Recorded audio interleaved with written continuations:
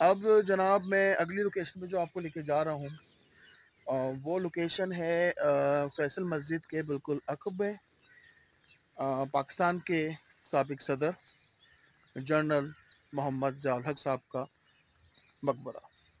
और जनरल साहब एक ऐसे पावरफुल प्रेसिडेंट रह चुके हैं जिन्होंने आर्मी कोप किया और एक बहुत ही बड़े लीडर को उनके ओहदे से हटाया, और पाकिस्तान में शरीयत का जितना बेहतरीन नफाज अगर कभी हुआ है तो वो ज़िया उल हक साहब ने ही किया है।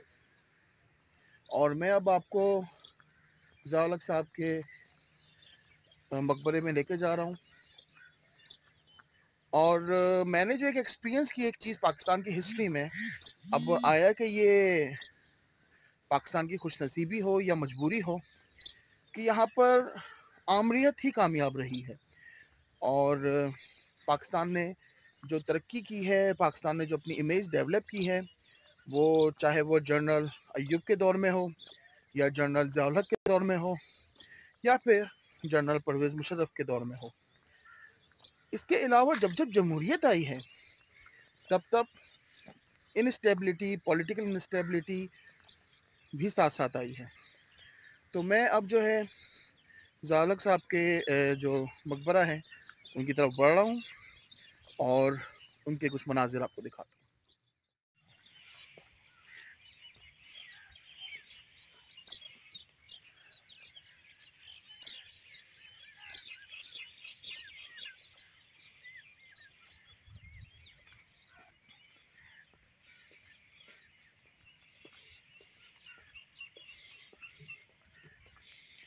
ये पूरा का पूरा गार्डन एरिया है, आप देख रहे हैं यहाँ पे।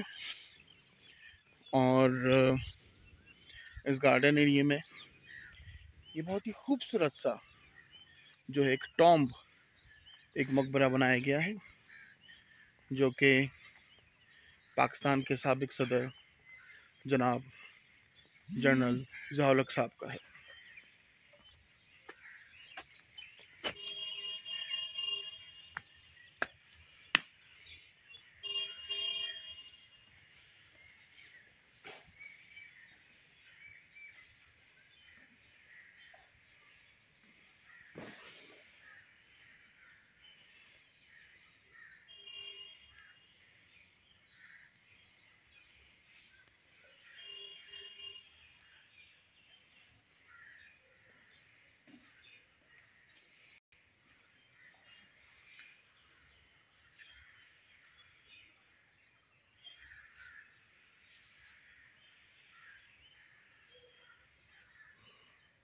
इस मकबरे की थोड़ी सी मेंटेनेंस की ज़रूरत है। जैसा कि हम देख रहे हैं, इसकी दीवारों पर पेंट उतर रहा है और इसके ऊपर जो छत है उसमें भी फानूस जो है वो भी काफ़ी ख़राब सा हो चुका है और गुंबद में भी काफ़ी उसका पेंट उतर चुका है। लोग अभी भी यहाँ पर आते हैं। गुलाब की ताज़ी पत्तियों की खुशबू हमें आ रही है और ताज़ी पत्तियाँ भी नज़र आ रही हैं। ये है जनाब सदर Pakistan chief of army staff general Mohammad Zia ul Haq शहीद साहब का मकबरा।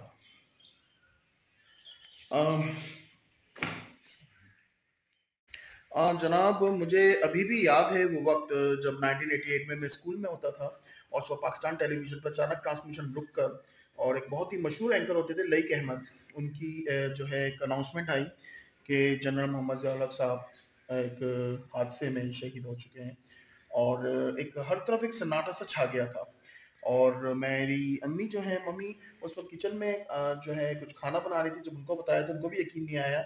और जब उन्होंने पीटीवी पर ये अनाउंसमेंट सुनी तो उस वक़्त हमें पता चला। और पूरे मुल्क में 3 दिन का शोक था। मैं स्कूल नहीं गया था, लेकिन एक अजीब खामोशी सी थी पूरे मुल्क के अंदर और पूरी दुनिया में कि अब पाकिस्तान का आगे क्या होगा।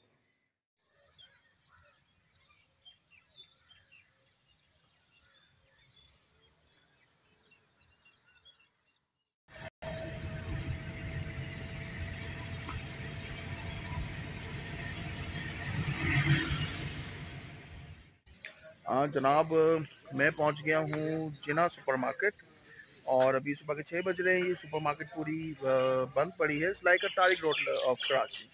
और मैं नाश्ते के लिए यहाँ पर आया हूँ। तो यहाँ पर मुझे सबसे पहले तो नज़र आया है मेरे अपने शहर का hotel Karachi. Karachi biryani restaurant and barbecue. वाकई में कराची का जो बिरयानी मशहूर है और जो बारबेक्यू मशहूर है, उसके बाद फिर मुझे नज़र आ रहा है कोयटा। ये है कोयटा हाशमी कैफ़े और उसके साथ है लाहौरी रेस्टोरेंट।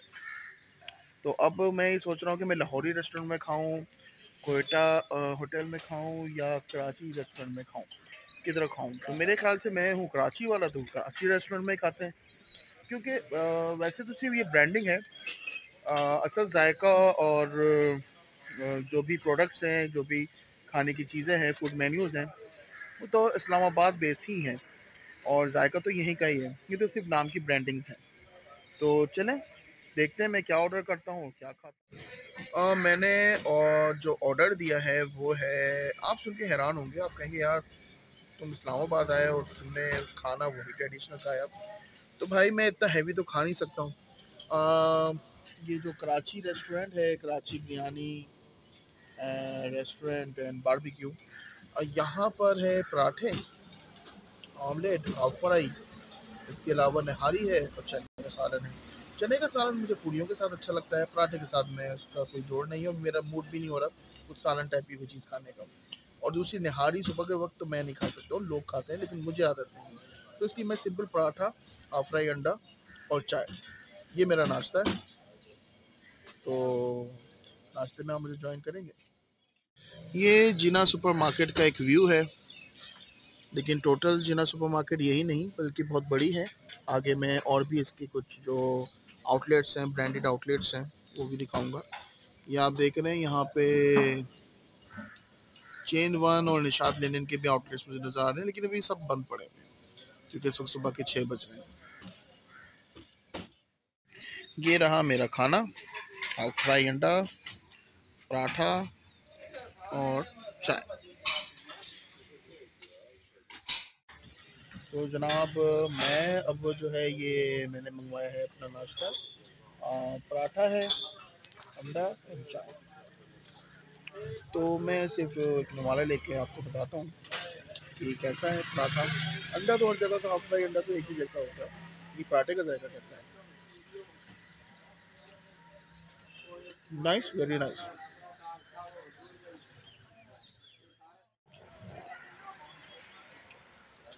एक बात मैं ज़रूर कहना चाहूँगा कि इस तरह का पराठा और इस तरह की चाय अब कराची में नहीं मिलती।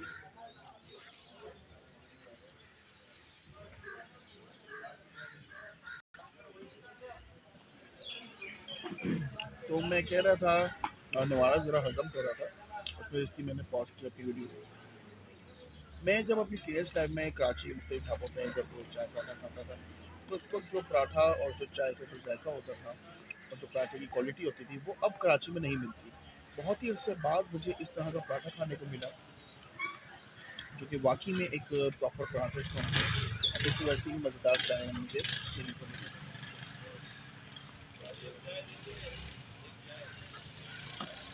तो नो डाउट कराची में जहाँ बहुत सारी चीज़ें खाने की हैं, लेकिन जो हमारे ट्रेडिशनल जायके हैं वो नो डाउट इस्लामाबाद जैसी जगहों पर स्टिल प्रिजर्व है, जो कि कराची में अब नहीं मिलते।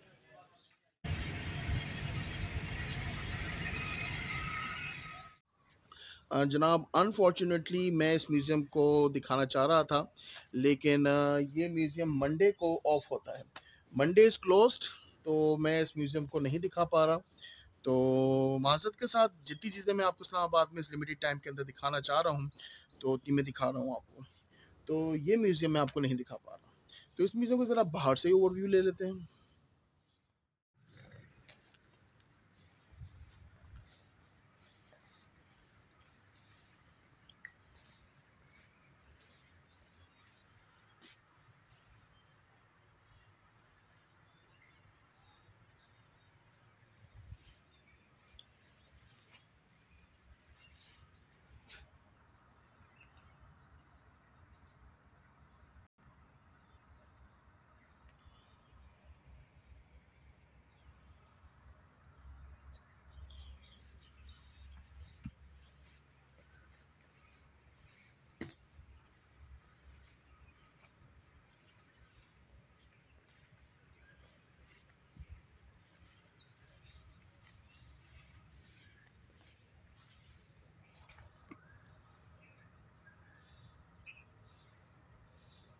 ये आप देख रहे हैं कि एक बग्गी रखी गई है।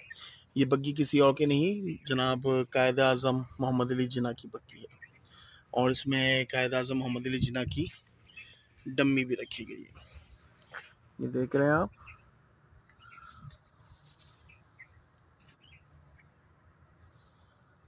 मैं बाहर शीशे में से दिखाने की कोशिश कर रहा हूँ, लेकिन क्योंकि व्यू थोड़ा सा क्लियर नहीं है। और ये वही म्यूज़ियम है जिसमें आपको मुख्तलिफ़ किस्म के हमारे जो तहरीक पाकिस्तान के लीडरान हैं उनकी डमीज़ मिलेंगी, और यहाँ पर गांधी और कायद आज़म भी एक दूसरे से बात करते हुए नजर आएंगे।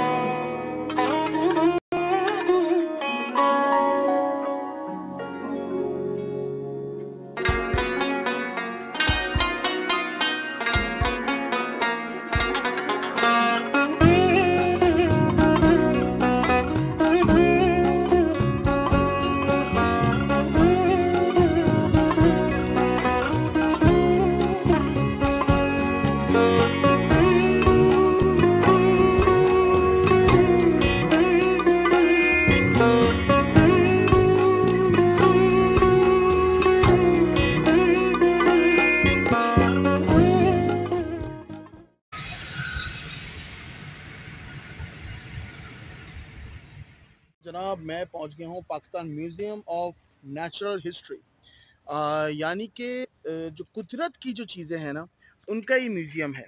और इस म्यूज़ियम के अंदर क्या क्या चीज़ें हैं, इससे पहले कि हम वो देखें, हम सबसे पहले तो बाहर जो लगा डिस्प्ले है इस पर नज़र डालते हैं। ये कोई डायनासोर टाइप की कोई बहुत बड़ी देवकामत चीज़ लग रही है, बट ये डायनासोर नहीं है। ये किसका ढांचा है ये हम करीब जाके देखते हैं। जनाब 1967 में बलूचिस्तान के इलाके पसनी में जो है ये वेल मछली पकड़ी गई थी, और जिसका ढांचा यहाँ पर रखा गया है। इस ढांचे को मैं गौर से दिखा देता हूँ आपको। इस जस्ट लाइक एन डायनासोर, एक बहुत बड़ा जैसे डायनासोर है, लेकिन हैरानगी की बात है कि हमारे अपने मुल्क का हेरिटेज है, ये हमारे मुल्क का नेचुरल हिस्ट्री है।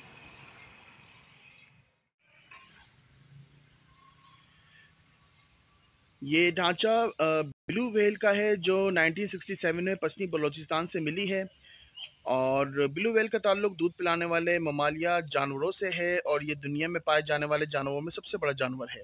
इसकी लंबाई 105 फीट तक और वज़न 200 टन तक होता है। आप देख रहे हैं ये इसकी स्पाइनल कॉर्ड ही कितनी बड़ी है। ये रोज़ाना 570 लीटर तक दूध पीता है, और हर रोज़ इसके वज़न में 90 किलोग्राम का इजाफा होता है। ब्लू व्हेल लंबे अरसे तक जिंदा रहने वाला जानवर है, उसकी उम्र 90 साल तक होती है। इसका शुमार तेजी से मादूम होने वाली अनवा में होता है। अब अंदर चलते हैं, अंदर चल के देखते हैं कि अंदर और क्या क्या नेचुरल हिस्ट्री की चीज़ें मौजूद है।